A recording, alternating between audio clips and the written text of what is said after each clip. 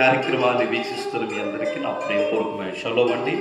తండ్రి ఈ అవకాశాన్ని ఇచ్చినందుకు ఆయనకి వేల కోట్ల స్తుతులు చెల్లిస్తూ కార్యక్రమాన్ని చూస్తున్న మీకు షలోమ్ తెలియపరుస్తూ ఒక పాట విందాం. తండ్రికి మహిమ కలుగును గాక. హల్లెలూయా, హల్లెలూయా. నేనంటే నీకెందుకో ఈ ప్రేమ, నన్ను మరచిపోవెందుకో. నేనంటే నీకెందుకో ఈ ప్రేమ, నన్ను మరచిపోవెందుకో. నా ఊసే నీకెందుకో ఓ మెస్సయ్యా, నన్ను విడిచిపోవెందుకో. కష్టాలలో నష్టాలలో వ్యాధులలో బాధలలో కళలలో వేదనలో శోధనలో వేదనలో నా ప్రాణమైనావు నీయు. ప్రాణమా నా ప్రాణమా, ప్రాణమా నా ప్రాణమా. నేనంటే నీకెందుకో ఈ ప్రేమ, నన్ను మరచిపోవెందుకో.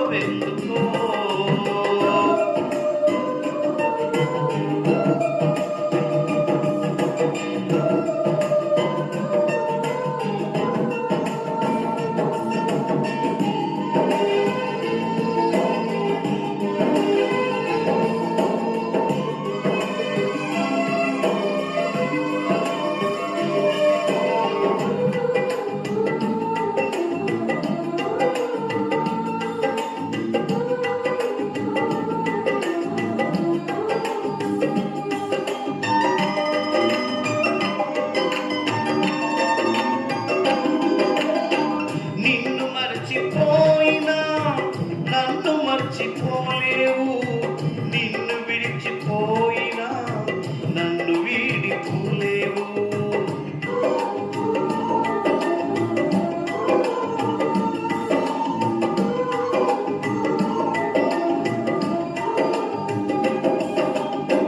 నిన్ను మర్చిపోయినా నన్ను మర్చిపోలేవు, నిన్ను విడిచి వెళ్ళినా నన్ను వీడిపోలేవు.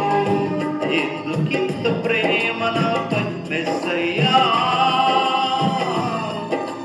ఎందుకింత ప్రేమ నాపై మెస్సయ్యా, ఎందుకింత ప్రేమ నాపై మెస్సయ్యా, ఎందుకింత ప్రేమ నాపై మెస్సయ్యా. ఏ రుణమో ఈ బంధమో నా ప్రేమ ఉంది, తాళలేను నీ ప్రేమలో.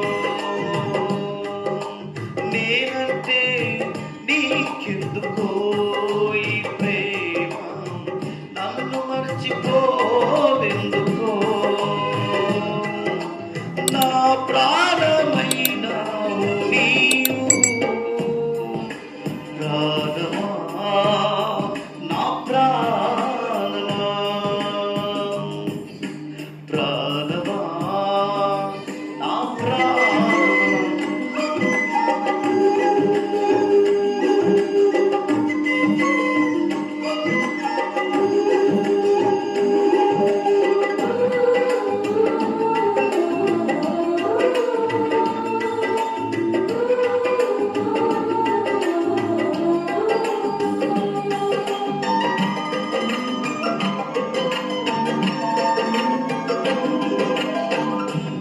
ప్రార్థించకపోయినా పలుకరిస్తూ ఉంటావు, మాట వినకపోయినా కలువరిస్తూ ఉంటావు.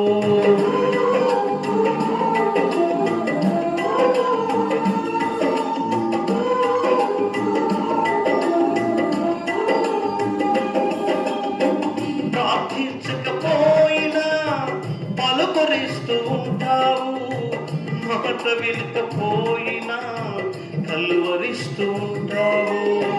ఎందుకింత జాలి నాపై మెస్సయ్యా, ఎందుకింత జాలి నాపై మెస్సయ్యా, ఎందుకింత జాలి నాపై మెస్సయ్యా, ఎందుకింత జాలి నాపై మెస్సయ్యా. ఏ ఫలమో ఈ బంధమో నా ప్రేమమూర్తి, తాళలేను నీ ప్రేమను. ఏ బలమో ఈ బంధమో నా ప్రేమమూర్తి, తాళలేను నీ ప్రేమను.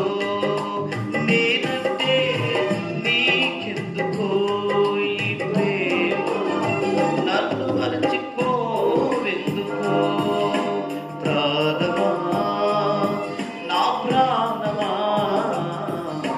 ప్రాణమా నా ప్రాణమా. పరిశుద్ధుడు అతి త్వరలో రానున్నాడు. యాశ్వమేశ్వర దివ్య నామములో శ్రేష్ఠమైన సమయంలో వాక్య భాగాలలో కొన్ని మాటలు విందాం. పరిశుద్ధ గ్రంథమైన బైబిల్లో ఎన్నో రకాలైన మాటలు రాయబడ్డవి. ఆయన చేసిన ఆశ్చర్య కార్యాలు గొప్పవి.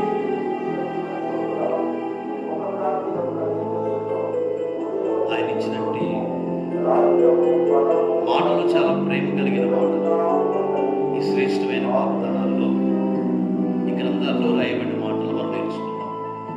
పరిశుద్ధ గ్రంథమైన బైబిల్ తెలియపరిచే మాట ఏంటంటే,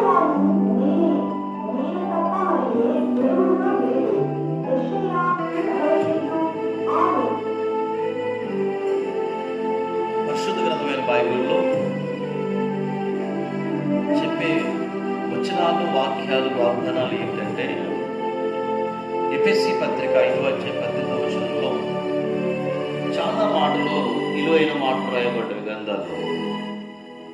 ఒక గ్రంథమే కదా, అన్ని గ్రంథాల్లో రాయబడింది. అన్ని గ్రంథాల కంటే ఈ శ్రేష్టమైన గ్రంథం ఇప్పుడు జరిగేవి, రేపు జరగబోయేవి, జరిగినవి కూడా రాసింది ఈ గ్రంథం.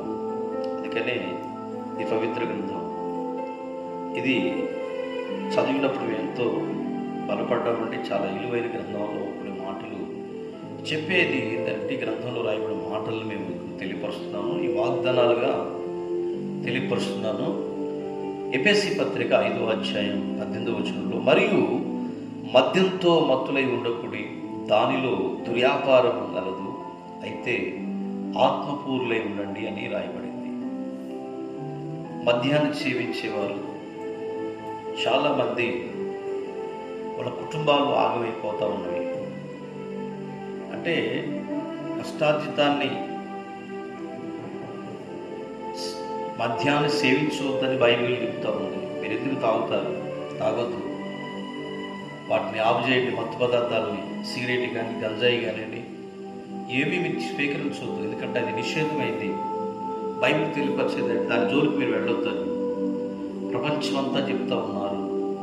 పరిశుద్ధ గ్రంథంలో ముందే రాయబడింది కాబట్టి బాప్తీసం తీసుకొని మందిరానికి వచ్చే వీళ్ళందరూ కూడా అలా ఉండదు అని ఎఫెసీ సంఘంలో గ్రంథంలో రాయబడిన మాట ఏంటంటే, వాటి జోళ్ళకి మీరు వెళ్ళమాకండి. ఆత్మపూర్లుగా గ్రంథాల్లో రాయబడిన మాటలు ప్రభువు ఏదైతే మనకు చెప్పారో, యావే తండ్రి మనకి ఏదైతే హెచ్చరించి చెప్పాడో దాన్ని మీరు యమనించండి. నీతి సూత్రాలు, నీతి మాటలు చెప్తూ ఆత్మపూర్లై ఉండండి. ఆత్మలో బలపడండి, ప్రార్థనలో బలపడండి, మంచి కార్యాలు చేయండి, చెడు మార్గాన్ని విడిచిపెట్టి మంచిదాన్ని అత్తుకోమని మనం ఆరాధిస్తున్నట్టు యాశ్వమేశ్వర వారు ఈ మాటలు మనకి ఇచ్చారు. కాబట్టి భక్తులు దీన్ని తెలియపరచారు. కూడా మీరు జాగ్రత్తగా ఉండండి. ఎందుకంటే మద్యంలో, మత్తులో, నిజంగా ఆ మత్తులో ఉన్నవారు ఏం చేస్తారో తెలియదు, కానీ ఇలా ఏమి అంటారో తెలియదు, ఎలా చురుగుతారో తెలియదు. దాన్ని స్వీకరిస్తే దాని యొక్క అలవాటు పడితే కుటుంబాలు, కష్టార్జితాలు అందరూ కూడా వాళ్ళ పిల్లలు, కుటుంబాలు క్షేమంగా ఉండాలని దేవుడు ముందే రాయించారు. మీరందరూ కూడా కుటుంబ సభ్యులను కష్టపడిన కష్టాలతో నీ పిల్లలు నీ కుటుంబం అనుభవించాలి. కనుక దాని జోలికి వెళ్ళకుండా చెడు జోలికి మంచిని అతుక్కొని మంచి ఆహారం నీ పిల్లలకి పెట్టండి, కుటుంబానికి పెట్టండి అని ఈ వాగ్దానం మనకు తెలియపరుస్తుంది. కనుక ప్రియమైన సహోదరులారా, ధనం మీద మనసు ఉంచుకోవద్దు. మరొక మాట రాయబడింది, ఇప్పుడు మద్యంతో మత్తులై ఉండుక ఆత్మపూర్లై ప్రార్థనలోను వాక్యంలోను పరిశుద్ధతలో మీరు విధేయులై ఇతరులకు మాదిరిగా మీరు ఉండాలని ఫస్ట్ మాట తెలియపరిచింది. రెండో మాట ఏంటంటే సామెతల గ్రంథం 11:28 ధనమును నమ్ముకున్నవాడు పాడైపోను, నీతిమంతులు సిగురాకు వలె వృద్ధి చెందుతారని సలోమాను అనే ఒక రాజు ఈ గ్రంథంలో రాశాడు. పరిశుద్ధాత్మ ద్వారా ఇది ధనాన్ని నమ్ముకోకపోతే మనిషి బతకలేడు కదండి. ధనముతోనే కదా ప్రతి వస్తువులు కొనుక్కునేదంటే. ధనము అధికముగా ఉండుక అక్రమంగా సంపాదనగా నీ కలిగిన దాంట్లో పవిత్రంగా మనం జీవించాలని, అలాగనే దాని మీద నీ మనసు ఉండి ఎటు చూసినా దాని మీదనే ఎటుపోయిన డబ్బులు డబ్బులు డబ్బులు అని దాని మీదనే మనం మనసు ఉంచుకోక దాన్ని నమ్ముకుని కొంతకాలం వరకు అది మనం రక్షించేది, కొంతకాలం వరకు ఉపయోగకరంగా ఉంటుంది, మన వాడుకునే వస్తువు. కాబట్టి ప్రతి ఒక్కరు కూడా ధనం లేకపోతే మీరు బైక్ ఎలా నడుస్తారని చాలా మంది చెప్పవచ్చు కూడా. లేదా అవసరానికి ధనం అవసరమే, కానీ అది ఉంది కాబట్టి ధనమే గొప్పదని మనం దాన్ని భావించకుండా ధనాన్ని కలగజేసినట్టు సర్వోన్నతుడు భూమి ఆకాశంలో కలగజేసిన ఆయన మనం వెంబడించాలని లేఖనాల ద్వారా బైబిల్ తెలియపరుస్తూ ఉంది. 1 కొరింథీ పత్రిక 6:11-20 ఇదే ఈ రెండు వాక్యాలు, మీ దేహము జారత్వ నిమిత్తము కాదు కానీ ప్రభు నిమిత్తము మీ దేహాన్ని ఆయనకి అర్పించినట్టు.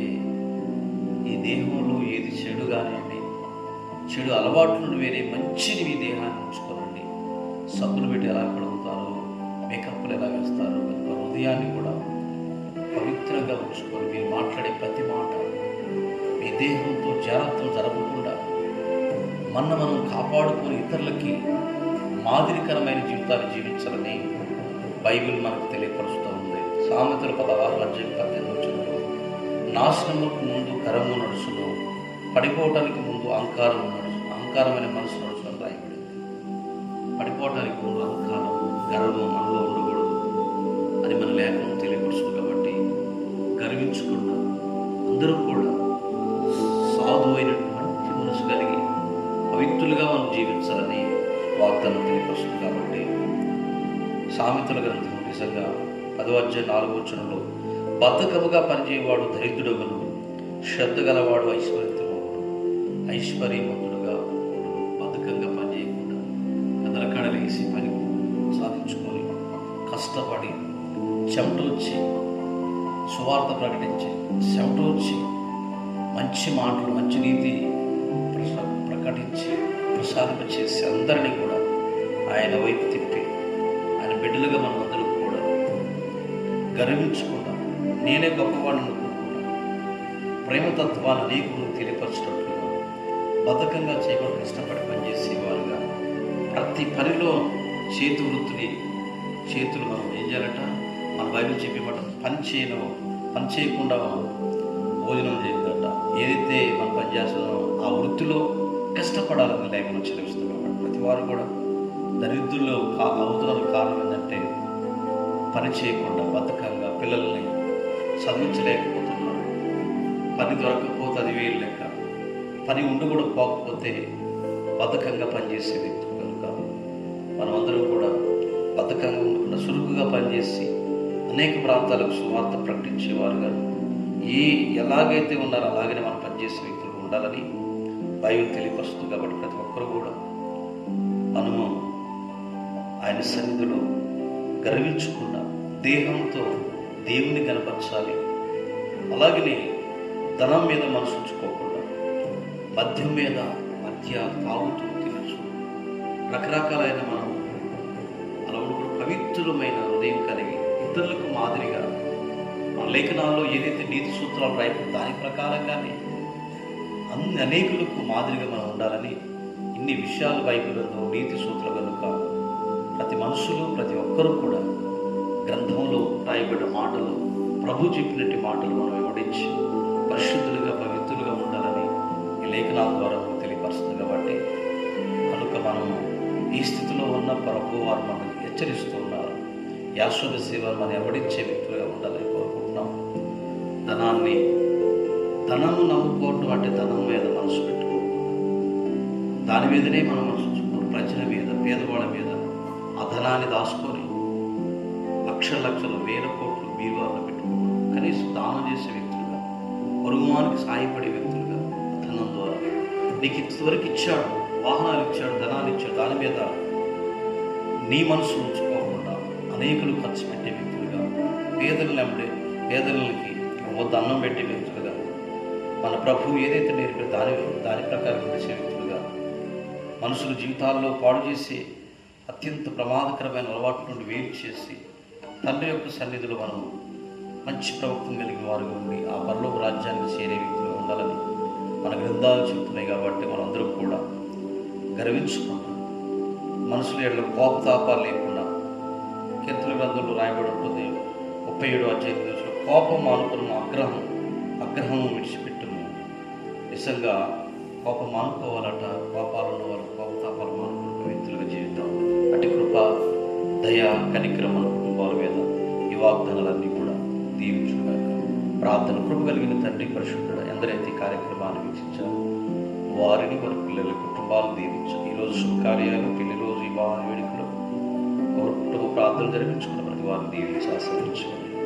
ఆ మనవులన్నీ ప్రియ కుమారుడు ద్వారా ఈ పాదాల దగ్గర పెట్టి మంచి జీవితాన్ని జీవించి నూతనమైన మనసు, నూతనమైన ఆత్మ కలిగి జీవించేవారుగా మమ్మలను, మా కుటుంబాలను, ఇతరులను ప్రేమించి చెడు అలవాట్ల నుండి దూరమై మంచిగా జీవించే దయచేయమని యాశ్వనామం ద్వారా అడుగుతున్నాం తండ్రి. ఆమేన్. ఎందరికి నా హృదయపూర్వక శుభమండి. తండ్రి మనందరినీ ఆశీర్వదించుగా.